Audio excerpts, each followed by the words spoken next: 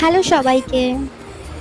আজ আমি পেয়ারা খেয়েই বেরিয়েছিলাম, কিছু আর এক্সট্রা করতে ইচ্ছা করছিল না। এখানে আমি রেডি হয়ে এসে গেছি, তো চলো বেরানো যাক।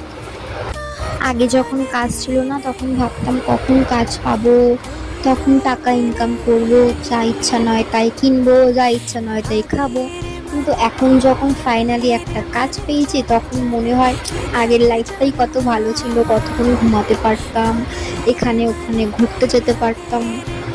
আসলে আমরা মানুষ কিছুতেই খুশি না। আর আমি যখনই অফিসে ফ্রি টাইম পাই আমি এমনি আঁকাঝুঁকি একটুখানি করি। তো কাজ বাজ আমার শেষ হয়ে গেছে, এবার বাড়ি ফিরছি। আর আজকে বাড়ি ফিরে একটু বানিয়েছিলাম চকলেট শেক, আর কিনেছিলাম একটা বাউলি।